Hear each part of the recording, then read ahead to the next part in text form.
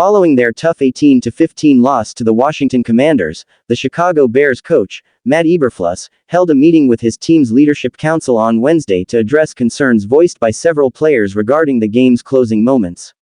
Many of the Bears' 8 captains publicly questioned Eberflus' strategic decisions after the game, especially following the Commanders' last-second 52-yard Hail Mary touchdown by Jayden Daniels that sealed the defeat. Tight end Marcedes Lewis described the council meeting as a chance for both players and coaches to have a constructive, open dialogue. "It's just a partnership," Lewis explained, noting the importance of a collaborative approach, especially amid the ups and downs of a challenging season. Quarterback Caleb Williams echoed this sentiment, labeling the session a grown man talk, where both players and coaches could discuss what went wrong. Williams emphasized the significance of players holding each other accountable, saying, "Okay teams, nobody leads. Good teams, the coaches lead. And the great teams, the players lead." The Bears Leadership Council had previously come into the spotlight after consecutive losses to the Houston Texans and Indianapolis Colts, prompting players to share concerns with offensive coordinator Shane Waldron. Following those discussions, the Bears briefly rebounded with a 3-game winning streak, though it came against relatively weaker teams. Several players voiced frustrations after the recent loss, including safety Kevin Byard, who admitted players were still emotional about the game and were candid in post-game interviews. Byard personally questioned Eberflus about a defensive play call that allowed Washington's Terry McLaurin to gain 13 yards along the sideline, stopping the clock on their second-to-last play. Cornerback Jalen Johnson suggested in a radio interview that the Bears should have used a timeout to better prepare for the final Hail Mary attempt, while wide receiver DJ Moore expressed surprise over the Bears' decision to hand off the ball to offensive lineman Doug Kramer on a crucial third-and-goal play.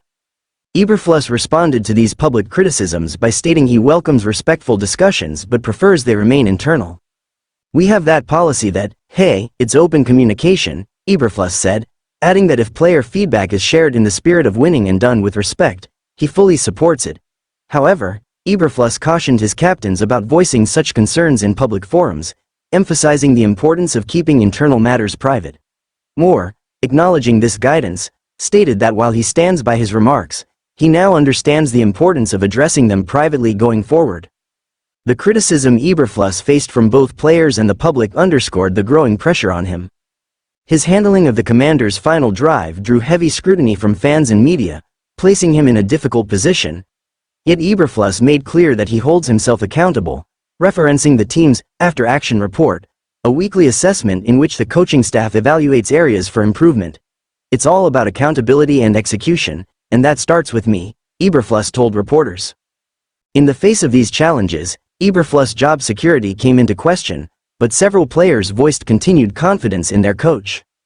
Byard emphasized his respect for Eberflus' openness to feedback, saying, "I still believe in him as a coach. I believe in him as a man." Johnson, when asked about his belief in Eberflus, responded with a straightforward, "Yeah, he is our head coach." He pointed out that commitment to leadership, be it a coach or quarterback, is essential to team cohesion and success. Looking ahead, the Bears are focused on their upcoming games against the Arizona Cardinals and New England Patriots. DJ Moore reassured fans, saying, "The sky isn't falling, despite the media's perception. Everybody here is just fine and on to getting back on a win streak," he stated confidently.